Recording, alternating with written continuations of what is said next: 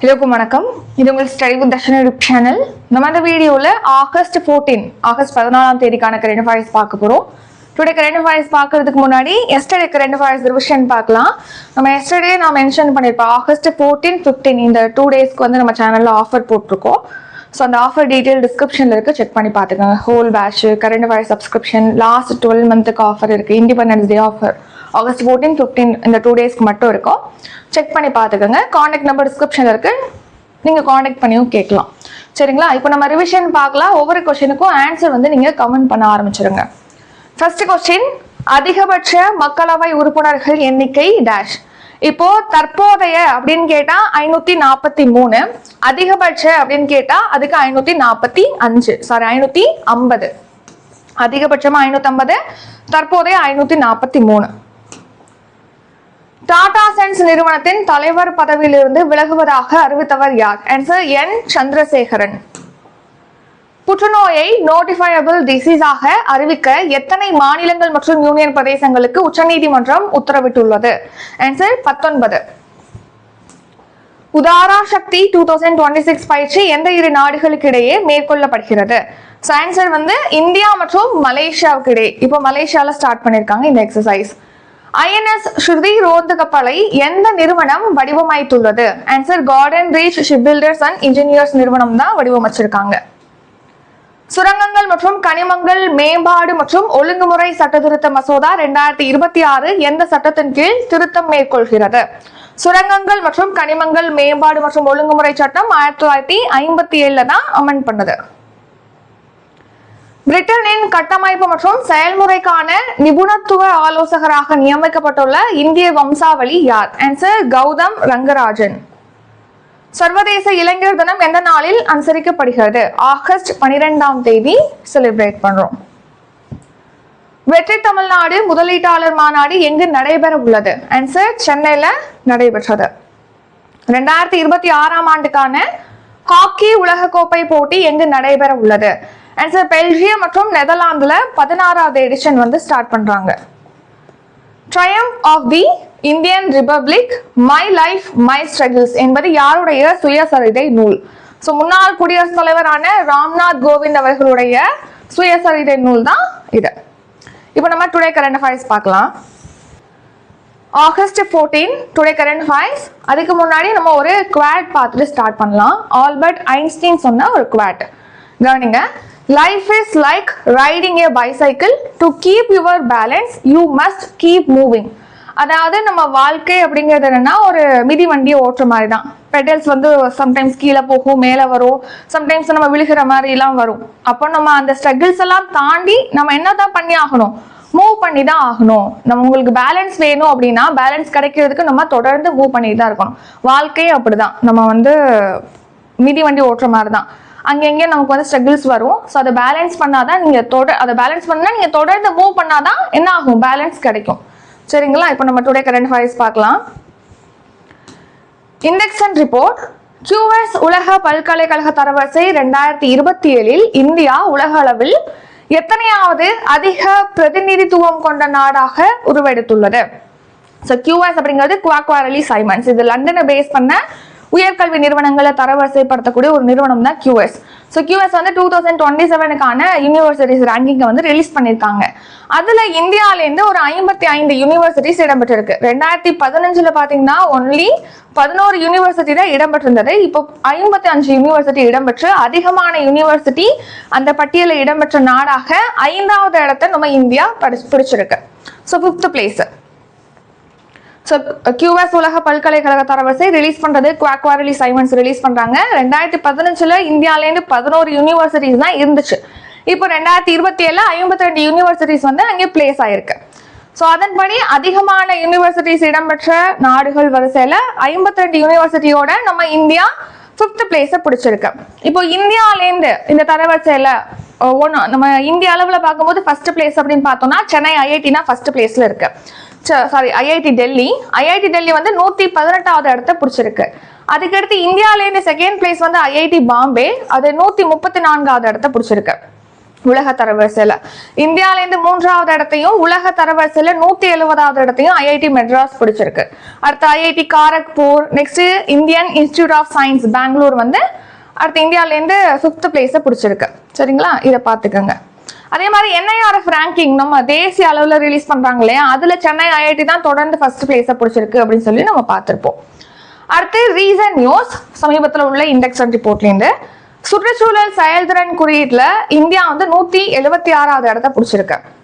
Henle and passport இண்டெக்ஸ்ல 81வது இடத்த பிடிச்சிருக்கு. உலகளாவிய பயங்கரவாத குறியீட்டுல இந்தியா வந்து 13வது இடத்த பிடிச்சிருக்கு.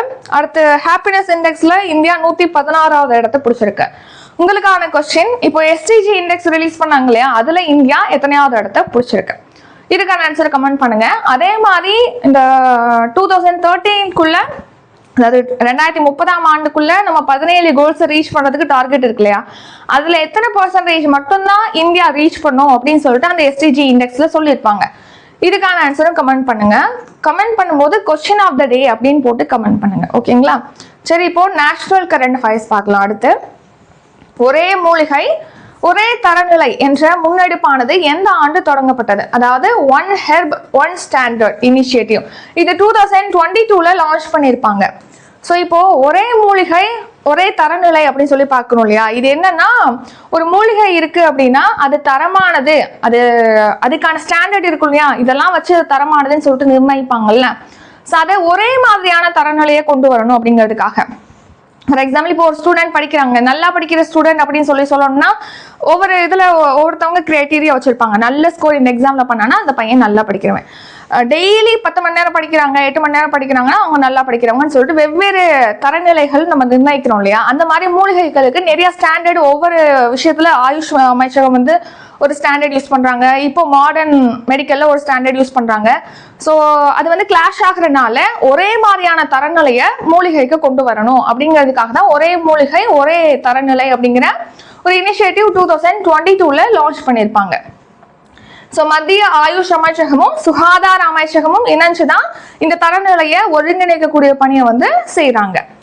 இதே மாதிரி ஒரே நாடு ஒரே சந்தா அந்த மாதிரி சிமிலரா உள்ள கரண்ட் அஃபேர்ஸ் அப்படின்னு சொல்லி பார்த்தோம்னா, ஒரே நாடு ஒரே சந்தா இது வந்து மினிஸ்ட்ரி ஆஃப் எஜுகேஷன் கல்வி அமைச்சகத்துடைய உயர்கல்வித்துறையினால செயல்படுத்தப்படுகிறது. இப்போ ஆராய்ச்சி மாணவர்களுக்கெல்லாம் நிறைய அந்த ரிப்போர்ட்ஸ் படிக்கிறதெல்லாம் தேவைப்படும் இல்லையா, அதை வந்து ஒரு டைம் வந்து நீங்க சப்ஸ்கிரிப்ஷன் பண்ணிட்டு நீங்க எல்லா ரிப்போர்ட்ஸையும் நீங்க படிச்சுக்க முடியும் அப்படின்னு சொல்லி அதுக்காக கொண்டு வந்ததான் ஒரே நாடு ஒரே சந்தா இனிஷியேட்டிவ். அப்புறம் ஒரே நாடு ஒரே குடும்ப அட்டை, one nation one ration card. இப்போ பாத்தீங்கன்னா நம்ம இந்தியால 28 ஸ்டேட் 8 யூனியன் டெரிட்டரி இருக்கு. எல்லாரும் அந்த எந்த ஸ்டேட்ல பிறக்கிறாங்களோ அங்கேயே இருக்கிறது கிடையாது, புலம்பெயர்ந்துகிட்டு தான் இருக்கிறோம். ஸோ அப்போ புலம்பெயர்ந்தவங்க அந்த ரேஷன் கார்டு, அவங்க பிறந்த இடத்துல வந்து ரேஷன் கார்டு வச்சு அங்கே போய் அரிசி வாங்கி சாப்பிட முடியாதுல்ல. ஸோ புலம்பெயர்ந்தவங்க நம்ம நாட்டுக்குள்ள எங்கே புலம்பெயர்ந்திருந்தாலும் அங்கே உள்ள ரேஷன் கடைகள்ல இவங்க அந்த அரிசி கோதுமை அந்த மாதிரி பொருட்களை வாங்கி கொள்ளலாம் அப்படிங்கிறதுக்காக தான் one nation one ration card அப்படிங்கிற இனிஷியேட்டிவ் வந்து லான்ச் பண்ணியிருப்பாங்க.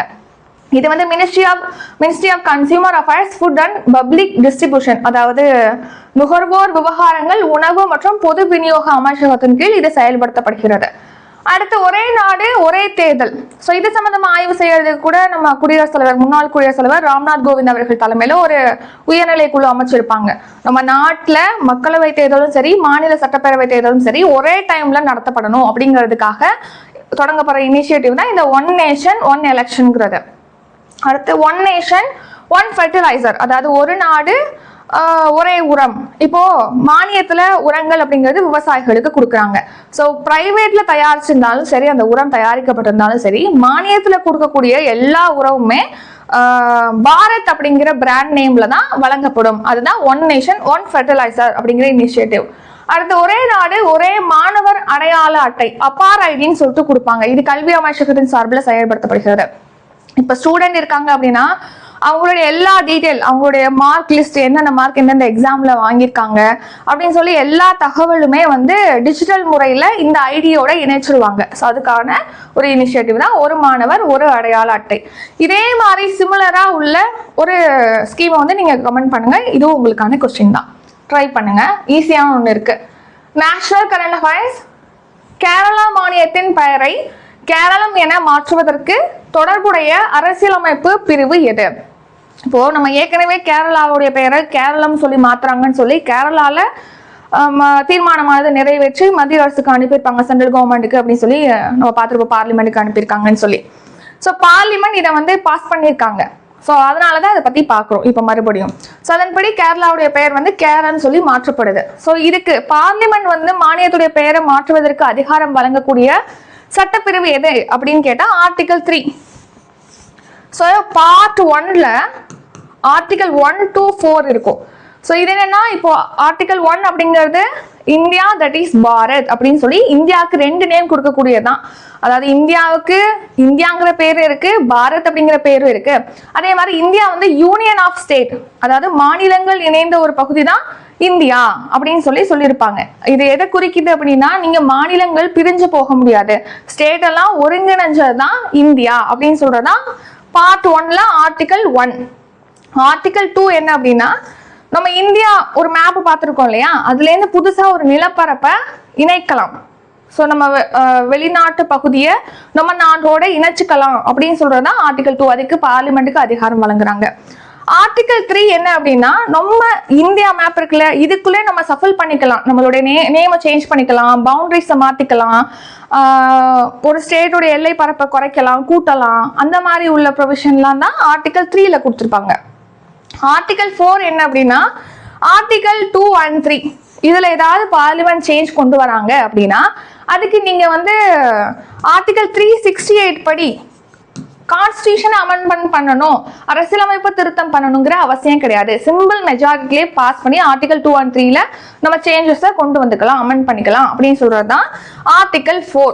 சிம்பிள் மெஜாரிட்டினா என்ன? பிரசிடென்ட் ஓட்டிங், அதாவது மெஜாரிட்டி ஆஃப் வந்திருக்கவங்கள எவ்வளவு பேர் ஓட் பண்றாங்களோ அதுல மெஜாரிட்டியை தான் நம்ம என்ன சிம்பிள் மெஜாரிட்டி அப்படின்னு சொல்றோம். சரிங்களா? ஸோ இந்தியாவுடைய நாடாளுமன்றத்துல கேரளாவுடைய பெயரை மாற்றுவதற்கான மசோதா 2026 நிறைவேற்றப்பட்டிருக்கு. அதன்படி கேரளாவுடைய பெயர் கேரளம் சொல்லி மாற்றப்படுது. அரசியலமைப்பு பிரிவு இப்ப குடியரசுத் தலைவர் ஒப்புதல் அளிச்சிட்டாங்கன்னா இது அமலுக்கு வந்துடும். ஆர்டிகல் 3 இந்திய கான்ஸ்டிடியூஷன்ல ஆர்டிகல் 3 தான் இந்த நேம் சேஞ்ச் பத்தி சொல்லக்கூடியது. மாநிலத்துடைய பெயர், அதோடைய பரப்பளவு, எல்லைகளை மாற்றிக்கொள்ளலாம், புதிய மாநிலங்களை நம்ம நாட்டுக்குள்ளே உருவாக்குறது, அதை பத்தி நாடாளுமன்றத்துக்கு அதிகாரம் வழங்குறதா ஆர்டிகல் 3 அப்படிங்கிறது. இந்த மசோதா வந்து குடியரசுத் தலைவருடைய பரிந்துரை இருந்தாதான் இந்த மசோதாவை இன்ட்ரடியூஸ் பண்ண முடியும். இந்த மாதிரி ஆர்டிகல் 3 கீழே நீங்க வந்து பேரை மாத்தணும், இல்லைன்னா பவுண்டரிஸை மாத்தணும் அப்படின்னு சொல்லி மசோதா கொண்டு வரணும் அப்படின்னா அதுக்கு பிரசிடென்ட் பரிந்துரை அளிச்சிருக்கணும். அது ரொம்ப ரொம்ப முக்கியம். நாடாளுமன்றத்தில் நிறைவேற்றதுக்கு அப்புறமா குடியரசுத் தலைவர் அதுக்கு ஒப்புதல் அளிக்கணும். இப்ப நான் மேல சொன்னேன் இல்லையா, article 1, article 2, article 3, article 4. So same அதே கண்டென்ட் தான் இங்க இருக்கும். அடுத்து ரீசன்ட் நியூஸ். இதே மாதிரி சமீபத்துல நேம் சேஞ்ச் பண்ணிருப்பாங்கல்ல, அந்த கரண்ட் அஃபேர்ஸ் பார்க்கலாம்.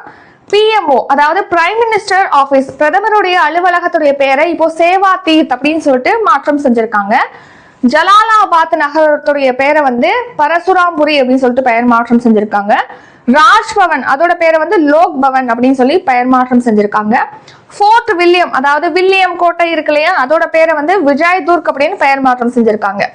அந்தமான் நிக்கோபருடைய தலைநகரான போர்ட் பிளேரை வந்து ஸ்ரீ விஜயபுரம் அப்படின்னு சொல்லிட்டு பெயர் மாற்றம் செஞ்சிருக்காங்க.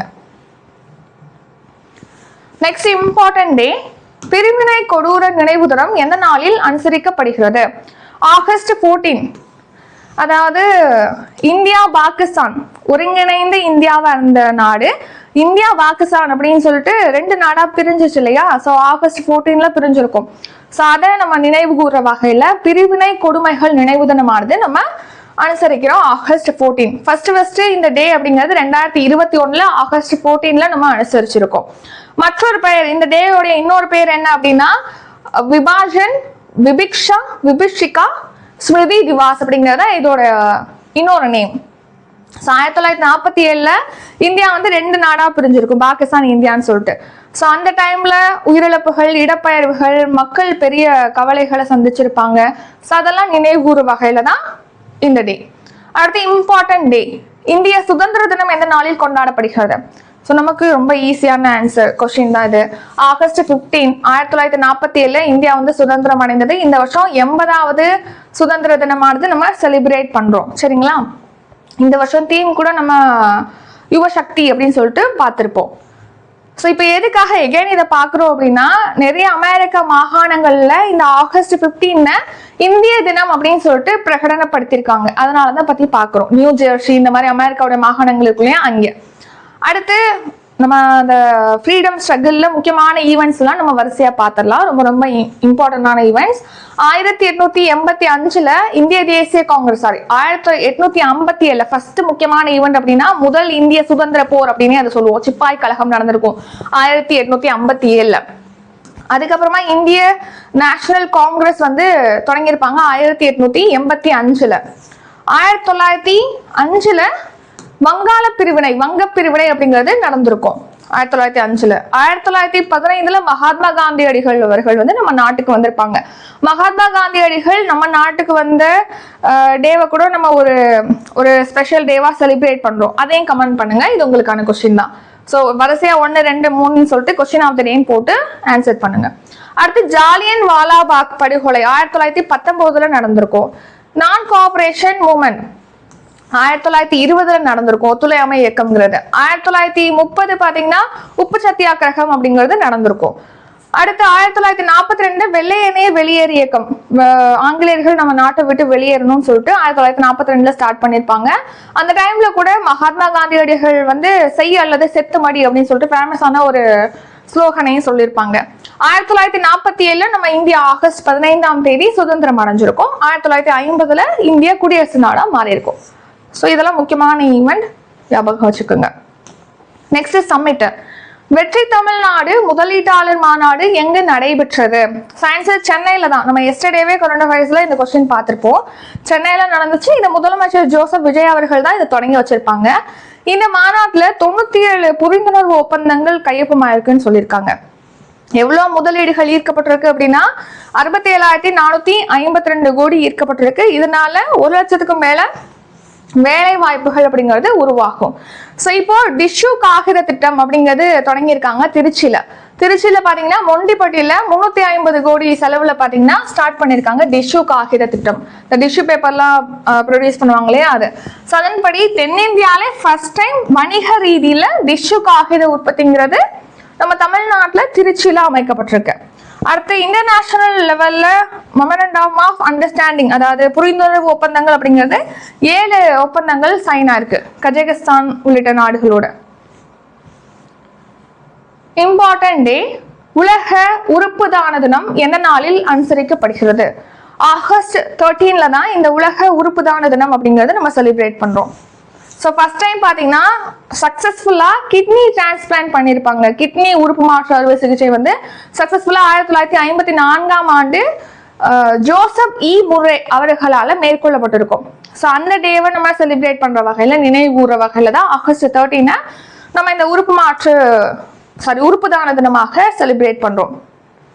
ஸோ அது மட்டும் இல்லாமல் இந்த மாதிரி கிட்னி டிரான்ஸ்பிளான்ட் பண்ணியிருப்பாங்க இல்லையா, அந்த அறுவை சிகிச்சை மேற்கொண்டிருப்பார் இல்லையா ஜோசப் இ முர்ரே, அவருக்கு பார்த்தீங்கன்னா அவருக்கும் அவரோட சேர்ந்து டொன்னல் தாமஸ் அவருக்கும் 1990 மருத்துவத்துக்கான நோபல் பிரைஸும் கொடுத்துருப்பாங்க. நம்ம தமிழ்நாட்டில் உறுப்பு மாற்று அறுவை சிகிச்சை திட்டம் 2008 லான்ச் பண்ணியிருப்பாங்க. 2023 இந்த மாதிரி உறுப்பு தானம் கொடுக்குறாங்க அப்படின்னா அவங்களுக்கு அரசு மரியாதை செலுத்தப்படும் சொல்லிட்டு ஸ்கீம் வந்து லான்ச் பண்ணியிருப்பாங்க. தமிழ்நாடு தான் உறுப்பு தானத்துல வந்து ஃபர்ஸ்ட் பிளேஸ்ல இருக்கு உறுப்பு மாற்று அறுவை சிகிச்சையில் அப்படின்னு சொல்லி பார்த்திருப்போம்.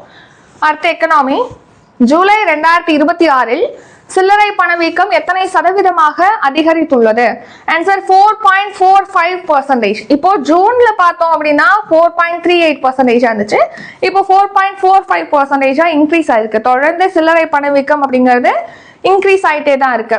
ஸோ சில்லறை பணவீக்கம் அப்படின்னா நம்ம அன்றாடம் வாங்கக்கூடிய பொருட்களுடைய விலையில உயர்வு ஏற்படுது, விலை உயர்றது இல்லையா, அதை தான் வந்து சில்லறை பணவீக்கம் சொல்றோம். இப்போ 4.45% இருக்கு. தொடர்ச்சியா 7th month தான் இந்த மாதிரி சில்லறை பணவீக்கமானது இன்க்ரீஸ் ஆயிருக்கு. யார் இந்த டேட்டாவை ரிலீஸ் பண்றா அப்படின்னா NSO, நேஷனல் ஸ்டாட்டிஸ்டிக்கல் ஆஃபீஸ், தேசிய புள்ளியியல் அலுவலகம் தான் ரிலீஸ் பண்றாங்க. அதுல உணவு பணவீக்கம், அதாவது உணவுப் பொருட்களுடைய விலை உயர்வு தான் உணவு பணவீக்கம் சொல்றோம். 5.52% இருக்கு. RBI reserve bank of India பாத்தீங்கன்னா பணவீக்கம் இவ்வளவு பர்சன்டேஜ்குள்ள இருக்கணும்னு சொல்லிட்டு கட்டுக்குள்ள இருக்கணும், 2 to 6% இருக்கணும்னு சொல்லிட்டு RBI எப்போதுமே வந்து அதுக்கான விஷயத்த வந்து பண்ணுவாங்க. என்ன டார்கெட் இருக்குன்னா 4% குறைக்கணும் பணவீக்கத்தைன்னு சொல்லிட்டு டார்கெட் இருக்கு இப்போ. கிராமப்புற பணவீக்கம்ங்கிறது 4.84%, நகர்ப்புறத்துல 3.96% இருக்கு. அதிகபட்சமா எந்த மாநிலத்துல பணவீக்கம் அதிகமா இருக்குன்னா தெலுங்கானால, குறைந்தபட்சமா மிசோரத்துல பணவீக்கம் இருக்கு. ஃபைனலா ஷார்ட் நியூஸ் பார்த்துட்டு நெக்ஸ்ட் ரிவிஷன் பார்த்துட்டு ஃபினிஷ் பண்ணிக்கலாம். மகாராஷ்டிரால பாத்தீங்கன்னா ஆட்டோ அப்புறம் வாடகை கார்லாம் ஓட்டுறாங்க இல்லையா, அவங்களுக்கு மராத்தி மொழியில பேசுவதற்கான மராத்தி மொழி தெரிஞ்சிருக்கணும், அவங்க தான் ஓட்டணும் அப்படின்னு சொல்லிட்டு இப்போ கட்டாயமாக்குறாங்க. அதுக்கான மசோதாவானது கொண்டு வராங்க. அமெரிக்காவுக்கான இந்திய ஏற்றுமதி ஜூலைல பாத்தீங்கன்னா 12.85% அதிகரிச்சிருக்கு. அடுத்து லாஸ்டா ரிவிஷன் பார்த்தலாம். அதுக்கு முன்னாடி ஆஃபர் இன்னைக்கும் நாளைக்கும் மட்டும் தான் ஆஃபர் இருக்கும். ஆஃபர் டீட்டெயில் டிஸ்கிரிப்ஷன்ல கொடுத்துருக்கோம். Last 1 year current affairs 12 month current affairs வந்து நீங்க 500 ரூபாய்க்கு மட்டும் பை பண்ணிக்கலாம். கரண்ட் அஃபேர்ஸ் ஹோல் பேட்ச் வந்து ஸ்டார்ட் ஆகுது. அதே மாதிரி சப்ஸ்கிரிப்ஷன் இருக்கு, maths batch, GS batch, revision test batch. இந்த அப்கமிங் டெஸ்ட் பேட்ச் பத்தி டீட்டெயிலாம் டிஸ்கிரிப்ஷன்ல இருக்கு, செக் பண்ணி பார்த்துக்கோங்க. இப்போ நம்ம ரிவிஷன் பார்க்கலாம். ஃபர்ஸ்ட் கொஸ்டின், QS உலக பல்கலைக்கழக தரவரிசை 2027 இந்தியா உலக அளவில் எத்தனையாவது அதிக பிரதிநிதித்துவம் கொண்ட நாடாக உருவெடுத்துள்ளது? Answer 5th. ஒரே மூலிகை ஒரே தரநிலை என்ற முன்னெடுப்பானது எந்த ஆண்டு தொடங்கப்பட்டது? 2022ஆம் ஆண்டு. கேரள மாநிலத்தின் பெயரை கேரளம் என மாற்றுவதற்கு தொடர்புடைய அரசியலமைப்பு சட்டப்பிரிவு எது? Answer article 3. பிரிவினை கொடூர நினைவு தினம் எந்த நாளில் அனுசரிக்கப்படுகிறது? Answer August 14. இந்திய சுதந்திர தினம் எந்த நாளில் கொண்டாடப்படுகிறது? ஆகஸ்ட் 15. வெற்றி தமிழ்நாடு முதலீட்டாளர் மாநாடு எங்கு நடைபெற்றது? ஆன்சர் சென்னை. உலக உறுப்பு தான தினம் எந்த நாளில் அனுசரிக்கப்படுகிறது? ஆகஸ்ட் 13. ஜூலை 2026 சில்லறை பணவீக்கம் எத்தனை சதவீதமாக அதிகரித்துள்ளது? ஆன்சர் 4.45%. இத்துடன் இன்றைக்கான கரண்ட் அஃபேர்ஸ் வீடியோ நிறைவடைகிறது. இந்த வீடியோ உங்களுக்கு பிடிச்சிருந்தா லைக் பண்ணுங்க, ஷேர் பண்ணுங்க. நம்ம சேனலை நீங்க இன்னும் சப்ஸ்கிரைப் பண்ணலன்னா மறக்காம சப்ஸ்கிரைப் பண்ணிக்கோங்க. நன்றி, வணக்கம்.